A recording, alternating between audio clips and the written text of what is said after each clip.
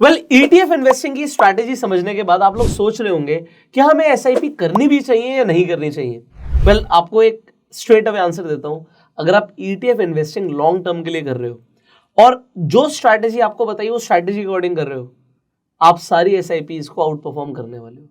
आप जो भी मंथली एक अमाउंट किसी भी म्यूचुअल फंड्स में एसआईपी के मीडियम से इन्वेस्ट करोगे, उससे बेटर आप रिटर्न्स ले आओगे जब आप ईटीएफ इन्वेस्टिंग करोगे एवरेजिंग यूज करके।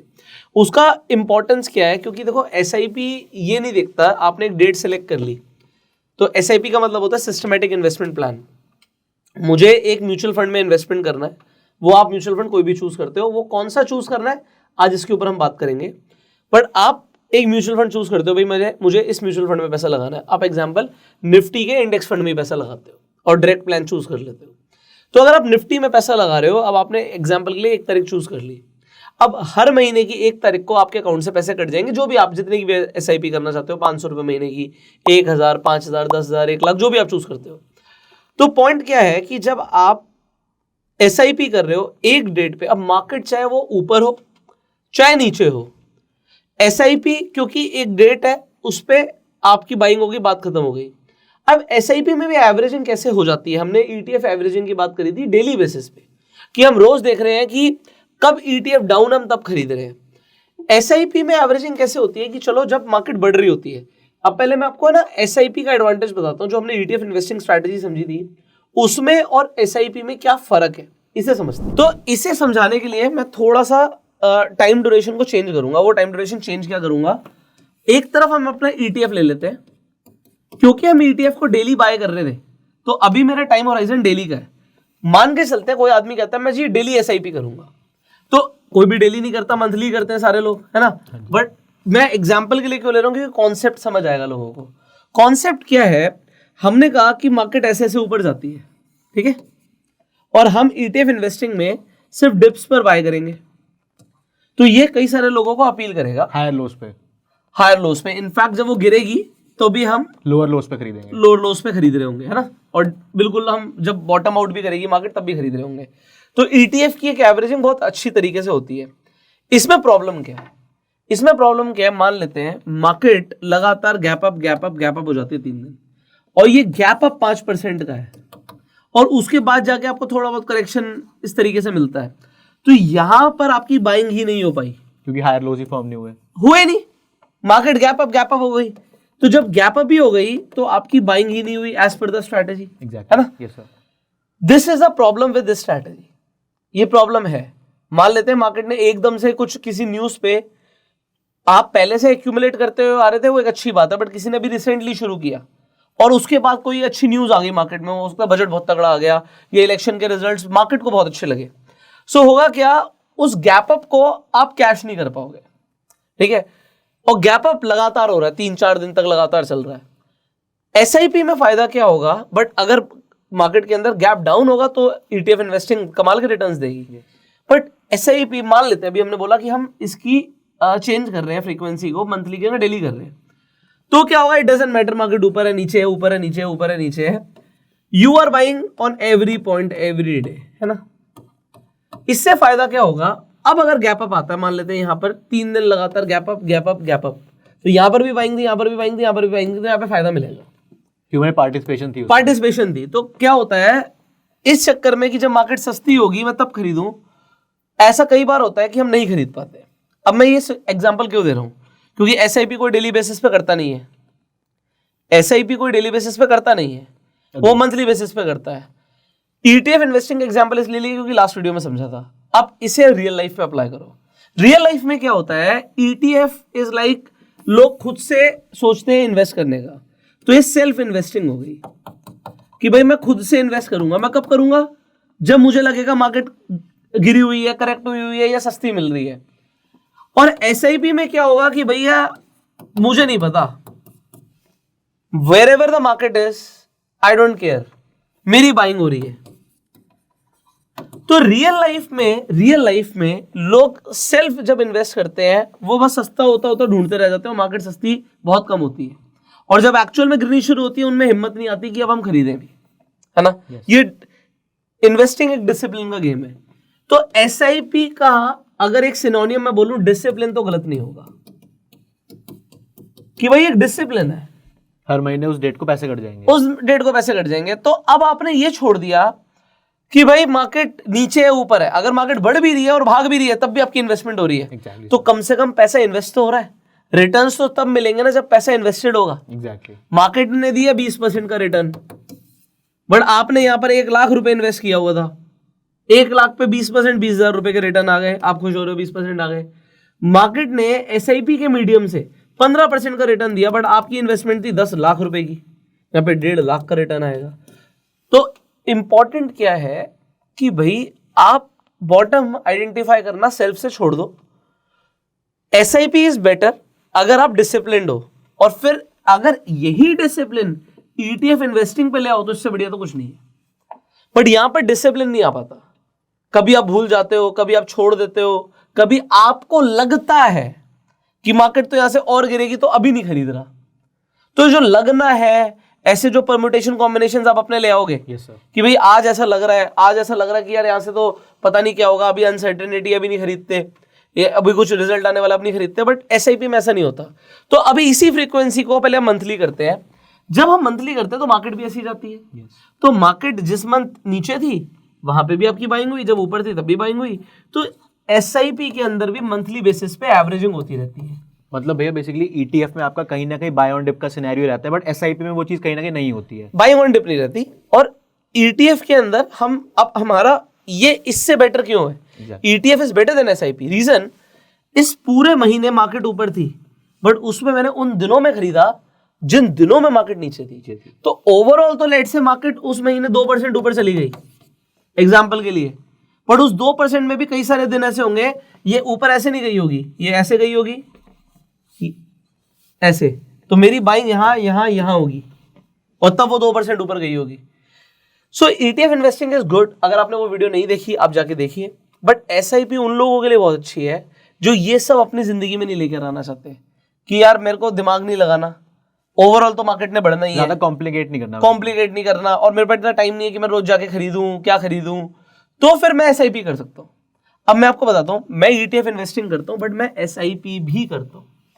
बट मैं एसआईपी कैसे करता हूं वो बताऊंगा, और किन में करता हूं वो बताऊंगा। तो ये आज की वीडियो बहुत इंपॉर्टेंट होने वाली है।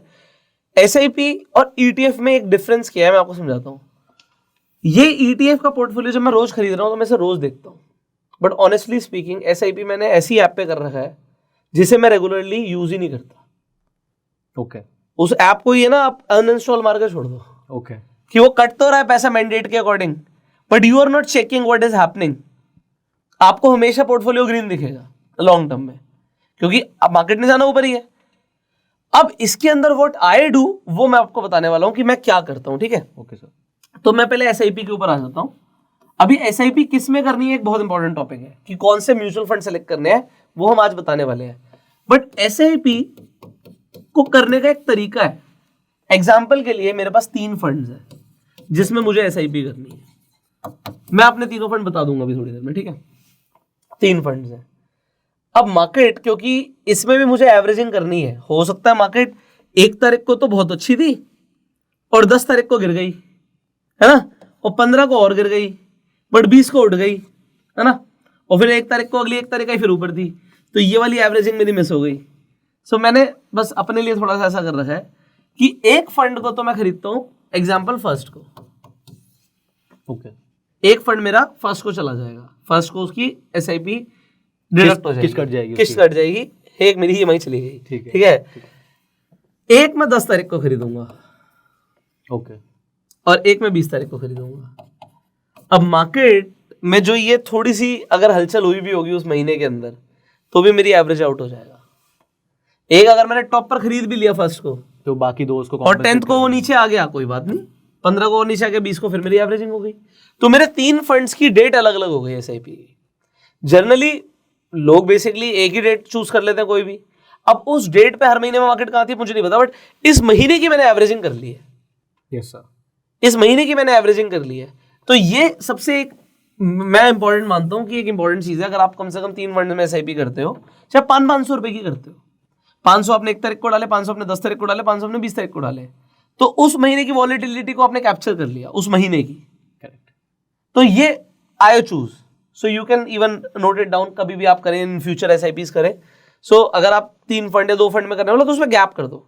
अगर आप 2 फंड्स में हो तो एक को 1 तारीख का कर लो फर्स्ट, और एक को 15th का कर लो, तो भी आप एक एवरेज आउट कर जाओगे।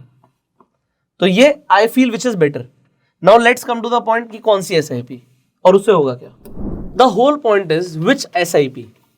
तो इफ यू आर मतलब आपका दिमाग में क्लियर होना चाहिए पहली बात तो कौन सी SIP है, कौन सा म्यूचुअल फंड से। इंपॉर्टेंट क्वेश्चन क्या है, वाई SIP, मुझे क्यों करनी है। अब मैंने आपको बताया कि मैं ETF इन्वेस्टिंग भी करता हूं, बट मैं SIP भी कर रहा हूं। अब SIP क्यों कर रहा हूं, एक तो मैंने आपको बोला कि मैं उसे देख नहीं रहा, तो कहीं ना कहीं आपको ये समझ आ रहा होगा कि ये लॉन्ग टर्म के लिए है। Honestly speaking, back of my mind it is something like this कि यार आज मेरी 2 डॉटर्स है ना, उन्हें कुछ देके जाना है, तो कुछ तो हम कर ही रहे हैं, मेहनत तो कर ही रहे हैं, बट एक ऐसा अमाउंट जो जुड़ता रहे उनके लिए, उनके फ्यूचर के लिए, और मैं उसे छेड़ ही नहीं रहा। मतलब ये वो उनका ही पैसा होगा, मैं उन्हीं के नाम पे छोड़ रहा हूँ, it will be their money, so whatever it is it will be their money.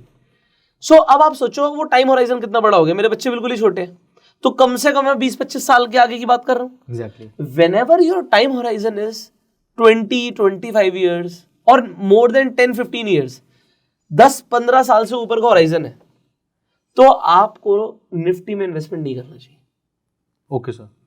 अब ये लोग कहेंगे भाई ये क्या कैसी बातें, पूरे इंटरनेट में सब बोलते हैं निफ्टी 50, निफ्टी का index, direct fund, passive investing, active बेकार है सब आजकल। This is the common thing, हवा चल रही है। अच्छा है, गलत नहीं बोल रहा कोई भी।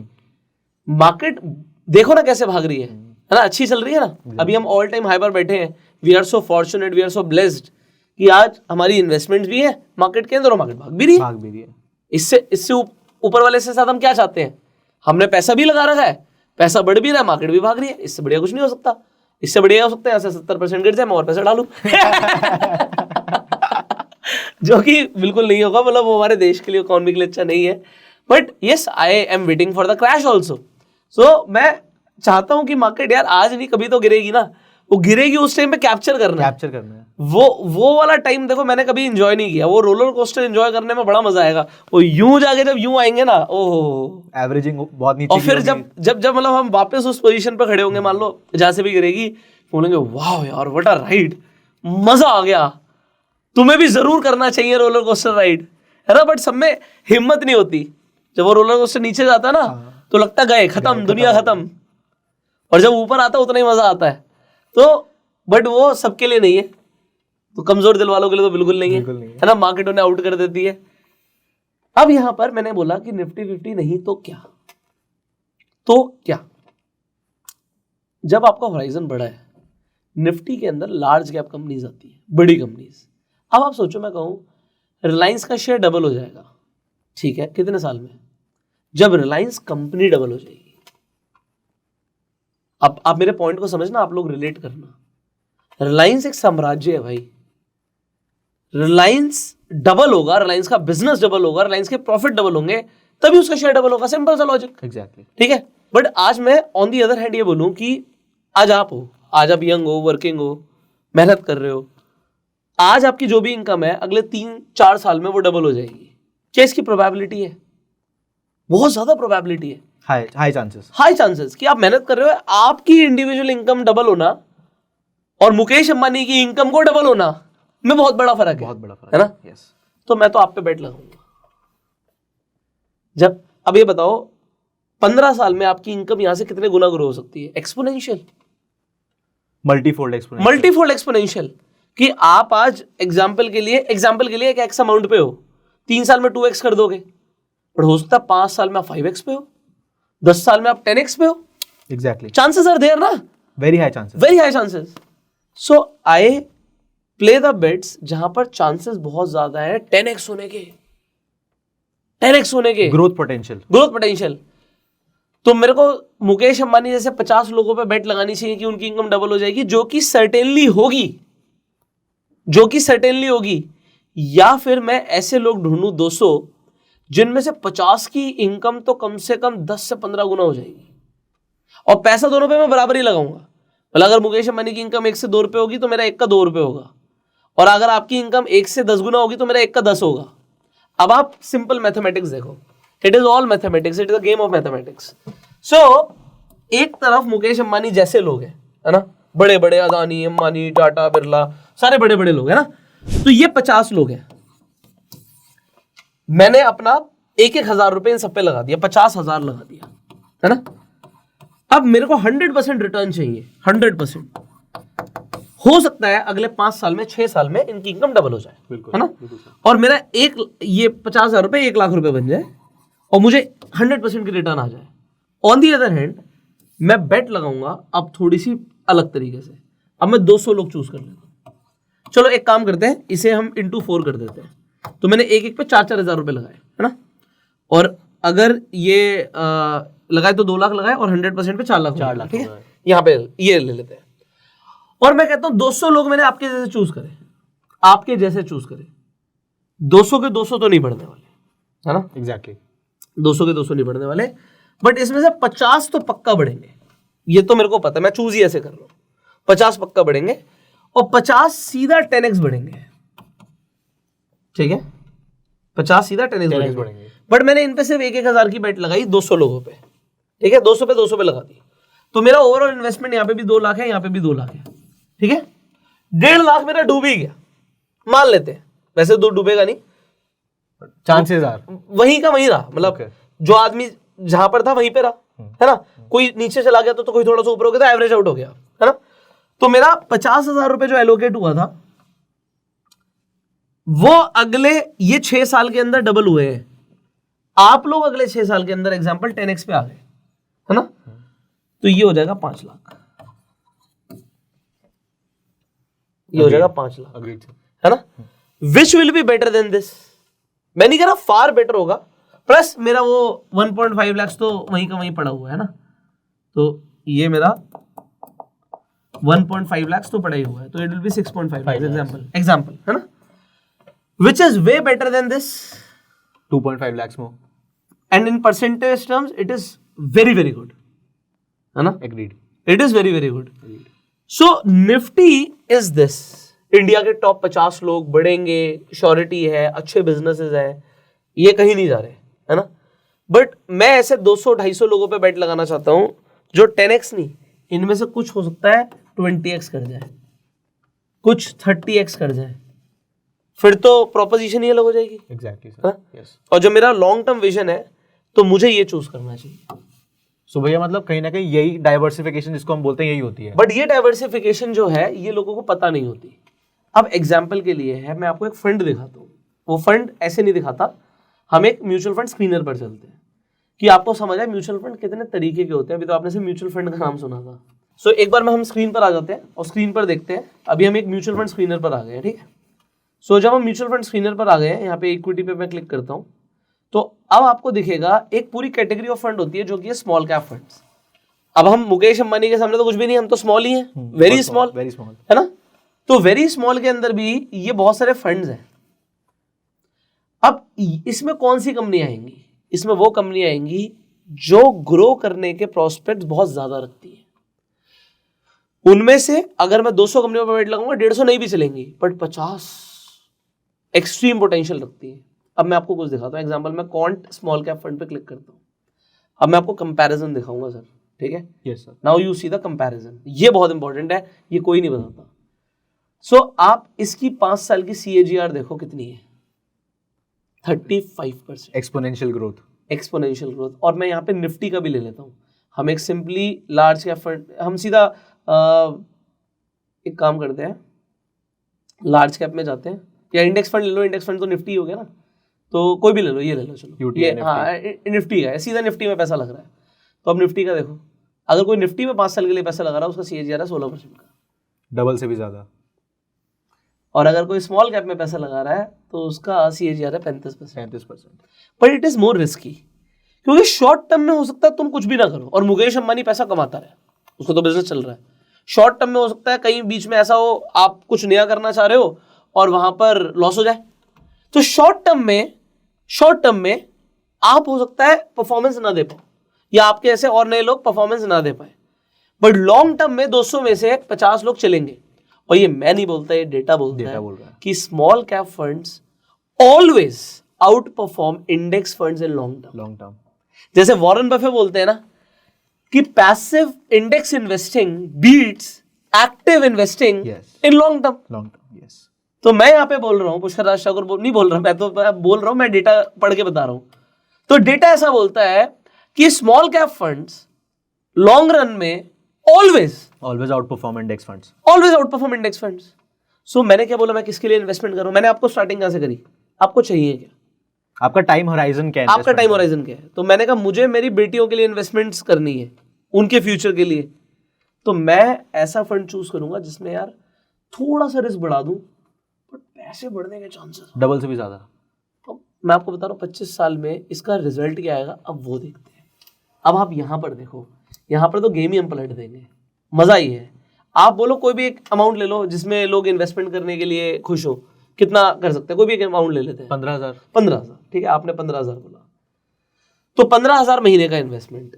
निफ्टी का 5 साल का CAGR पकड़ते हैं अभी, हम ये नहीं कह रहे हमेशा ऐसा ही रहता है, बट अगर ये रहता है तो ऑन एन एवरेज, अगर वैसे तो आप देखोगे 12 से 15% का रहता है, हम यहाँ पे 16 लिखा हुआ है वही पकड़ लेते हैं। तो इससे फर्क कितना पड़ता है? 16.38 एग्जैक्ट लेते हैं तो हमें 16.38% की रिटर्न्स मिलेंगी। और मैं अपने बच्चों के लिए इन्वेस्टमेंट कितने टाइम के लिए कर रहा हूँ? 25 सालों के लिए, है ना? Yes exactly sir. तो अभी लोग तो खुश हो जाएंगे इसे देख के, ये देखो फ्री वीजा फॉर किड्स कोई प्रमोशन नहीं है बट ऊपर प्रमोशन आ रहा है ना? किड्स के लिए बात हो रही है। तो 25 सालों में क्या होगा, अभी आप देख के खुश होने वाले हो कि अगर आप इंडेक्स में भी इन्वेस्टमेंट करते हो फिर भी आपका पैसा ग्रो होगा एंड आपके पास होगा 6.4 करोड़। चल वेरी गुड। बट एक और खोल लेते हैं SIP कैलकुलेटर, ठीक है, एंड हम वही 15,000 रुपए लेते हैं। कोई आदमी 15,000 रुपए इन्वेस्ट करता है, आप यहाँ पर रिटर्न जो लिखी आप वो ले लो, वैसे इतनी आएगी नहीं, कम आएगी। हम यहाँ पे 35 लिखिए, फिर मैं आपको रियलिस्टिक एक्सपेक्टेशन भी दूंगा। 35.07 एग्जैक्ट ले लो आप। इससे फर्क कितना पड़ेगा? 0.7 और 25 सालों के लिए। अच्छा, अभी मैं कैलकुलेट बटन से पहले यहाँ पे दिखाना चाहता हूँ कि आपने सिर्फ 45 लाख रुपए लगाया था इंडेक्स फंड्स में और आपका हो गया 6.4 करोड़ 25 साल के बाद, है ना? यस। तो आपको 5.9 करोड़ का वेल्थ गेन मिला है। Yes sir. आपको क्या लगता है कितना होगा? अभी मैं वहां पे कैलकुलेट मारूंगा, बट 6.4 करोड़ के कितने ही हो जाएंगे, है ना? कितने हो जाएंगे? 7 करोड़ हो जाएंगे, 8 करोड़ हो जाएंगे, 9 हो जाएंगे। अच्छा, आपको क्या लगता है 10 करोड़ हो जाएंगे? आप सब गलत सोच रहे हो, आप सब गलत सोच रहे हो, क्योंकि ये हो जाएंगे 299 300 करोड़। ये this is the magic, this is why Albert Einstein says compounding is the 8th wonder of the world. 300 crore. यही फर्क है, यही फर्क है। अगर आज आप चीजों को लॉन्ग टर्म के लिए करना चाहते हो, कहां 6 करोड़, कहां 300 करोड़। आप इन्फ्लेशन एडजस्टेड करो। आज हम कहते हैं महंगाई है, ये भी तो बढ़ रही है। ये भी उस टाइम पे महंगाई के बाद ये पैसा कितना होगा? तब भी उस टाइम का 83 होगा। और इन्फ्लेशन एडजस्टेड 6 करोड़ डालना, ये देखो सिर्फ 2 करोड़। 2 करोड़ कहा 2 करोड़ इन्फ्लेशन एडजस्टेड, आज का 2 करोड़ उनके पास होगा। कहाँ 83 और करोड़? आज का 83 करोड़ उनके पास होगा, है ना? जमीन आसमान भी। बच्चे सिक्योर्ड है मेरे, मुझे पता है। तो 83 करोड़ और 2 करोड़, है ना? अभी हम वो 300 करोड़ की बात नहीं कर रहे, वो इन्फ्लेशन एडजस्टेड नहीं है इसलिए। तो इसमें बहुत बड़ा डिफरेंस है। और फाइनेंस की ये छोटी छोटी चीजों से, बारीकियों से ना पूरी की पूरी ना लाइफ बदल जाती है। ये चीजें लोगों को सीखने में, पता लगने में ना, जब तक वो 20 साल हो जाएंगे ना उसे इंडेक्स फंड में पैसा लगाते लगाते, उसके बाद वो कभी से आगे पड़ेगा, यार अच्छा स्मॉल कैप फंड्स भी कुछ होते हैं, ये तो पता ही नहीं था। और अगर मैं ये बोलूं, इससे बेटर फंड्स भी होते हैं, स्मॉल कैप से भी बेटर। तो this is definitely one of my investment. मैं आपको दिखा सकता हूं कि मेरा ये, इसमें मैं इन्वेस्ट करता हूं। ये एग्जैक्टली मैंने, चलो कोई रिकमेंडेशन नहीं है, but yes I M investing in small cap funds. अब अच्छा खासा टाइम हो गया, मैं इसमें इन्वेस्ट करता हूं और इसकी रिटर्न मार्वेलस है। जो मैं नहीं बोल रहा, दिख रहा है जो हमने आउट परफॉर्मेंस की बात करी है। आउट परफॉर्मेंस की बात करी है। सो निफ्टी बढ़ेगा तो स्मॉल कैप फंड्स उड़ेंगे, और निफ्टी गिरेगा तो ये तो पताल में चले जाएंगे। मतलब बहुत तेज गिरते हैं। एग्जैक्टली। बट सर एक बात बताओ ना, हम तो ETF इन्वेस्टिंग कर ही रहे ना, गिर जा पताल में, हम पताल से ही खरीदेंगे, हम पताल से ही खरीदेंगे तुझे, है ना? और SIP में भी क्या हो रहा है, गिर चलो मंथली बेसिस पे ही सही, बट इन्वेस्टमेंट तो हो रही है ना, ये इंपॉर्टेंट है। तो आउट परफॉर्मेंस क्यों आती है स्मॉल कैप फंड्स में? क्योंकि जब वो गिरते हैं तो तेज गिरते हैं, बट एसआईपी तो वही चल रही होती है ना, जो भी आपने उड़ते सेट हैं कर तो दी। उतने ही तेजी से उड़ते हैं। और आपने सर सोचो, आपने सिर्फ 15,000 रुपए की इन्वेस्टमेंट की बोली है, मैं तो थोड़े से ज्यादा करता हूँ ना, नहीं करता ही हूँ ना थोड़े ज्यादा, तो मैं ये बता के चल सकता हूँ कि यार यस, मुझे इतना पता है मेरे बच्चे लैविश लाइफ जिएंगे क्योंकि उनका बाप इन्वेस्टमेंट कर रहा है। हमारे पिताजी ने इन्वेस्टमेंट नहीं करी, हमें खुद मेहनत करनी पड़ी। अच्छी बात है, कम से कम पढ़ लिया इसके बारे में, बिल्कुल, है ना। तो आपके पिताजी ने करी थी मेरे मैं तो एक बात बताऊं, नहीं एग्जाम्पल है यार, सच बात है। तो मैं क्यों बोल रहा हूँ, मैं कोई इसमें, मैं ऊपर वाले का शुक्रिया अदा करता हूँ कि अगर पापा ने किया होता तो मैं बिल्कुल कुछ नहीं कर रहा होता, मैं तो फिर ऐश कर रहा होता। भगवान ने तो दिमाग दे दिया, भगवान ने पहले वो ठोकर खिलाई, तो बादाम जो मम्मी खिला रही थी उससे गलाई नहीं आई, वो ठोकर खा के बहुत आई। तो इसलिए now we know what to do. और मैं इसलिए एग्जांपल देता हूँ कि कई सारे लोग बोलते हैं हमारे पिताजी ने हमारे लिए कुछ नहीं किया, कोई जमीन नहीं छोड़ी, कुछ नहीं किया, कुछ भी नहीं है। यार तुम तो हो ना, तुम्हारे तो हाथ पैर है, तुम्हारे में तो दिमाग है, करो ना, डू इट। सो अब आज इस वीडियो में हमने आज आपको ये बताया कि ETF investing is also good, SIP is also good, दोनों के अलग अलग पर्पस हो सकते हैं। अगर आप SIP कर रहे हो, मैं ये नहीं अभी यहाँ पे क्लियरली बोल रहा हूँ, अगर आपका होराइजन छोटा है तो स्मॉल कैप फंड चूज मत करना। फिर क्या करना है वो हम नेक्स्ट वीडियो में बताएंगे। और मैंने जो ये बताया कि इससे भी बेटर फंड्स हैं, उसके बारे में भी तो जानना है ना, तो चैनल को सब्सक्राइब कर लो, बेल आइकन पे क्लिक कर दो, जिससे वो वीडियोस आप मिस ना करो। आपके लिए और भी पावरफुल ट्रेनर्स अलग अलग तरीके की आपके लिए इन्वेस्टिंग और ट्रेडिंग के ऊपर कंटेंट बना रहे हैं, उसके लिए अलग चैनल्स हमने लॉन्च करे हैं, उन्हें भी जाके आप सब्सक्राइब कर सकते हैं। लिंक मिल जाएगा आपको डिस्क्रिप्शन और पिन कमेंट में, जाइए सीखिए। और आपको उन वीडियोस में जो भी अच्छा लगे प्लीज कमेंट जरूर कीजिएगा, जिससे और जो ट्रेनर्स आपके लिए काम कर रहे हैं उन्हें मोटिवेशन मिलता है। सारा कंटेंट फ्री है और हमारा फोकस ही यही है कि आप फ्री में सीखो, आगे बढ़ो। आप हमें इन वीडियोस को जो प्यार देते हो, शेयर करते हो, इससे हमारा परिवार बढ़ता है, हमें बड़ी खुशी होती है और इसीलिए हम आपके लिए और ज्यादा से ज्यादा करने की कोशिश करते हैं। सो आप जो कर रहे हैं वो आप करते रहिए, प्यार देते रहिए। और अगर आप नए हैं स्टॉक मार्केट में, अभी तक आपके पास डीमेट अकाउंट नहीं है, फ्री में जाके अपना डीमेट अकाउंट खुलवा सकते हैं, जिससे आप SIPs कर पाएंगे, स्टॉक मार्केट में इन्वेस्टमेंट कर पाएंगे, ETF इन्वेस्टिंग कर पाएंगे। इनफैक्ट अगर आप ट्रेडिंग करना चाहते हैं वो भी कर सकते हैं। सो डीमेट अकाउंट्स का लिंक भी लोगों को डिस्क्रिप्शन और पिन कमेंट में मिल जाएगा। इनफैक्ट आप रेफर एंड अर्न करके भी पैसे कमा सकते हो। अलग अलग ब्रोकर्स अलग अलग ऑफर्स दे रहे हैं, उन्हें चेकआउट कीजिए और आप डेफिनेटली एक्स्ट्रा अर्निंग कर सकते हैं रेफर एंड अर्न करके। इस वीडियो को शेयर कर दीजिएगा मैक्सिमम लोगों के साथ। कुछ सवाल आप कमेंट कर सकते हैं, हम आपसे मिलेंगे अगली वीडियो में। तब तक के लिए यू गो सेल्फ मेड, जय Hind and love you all.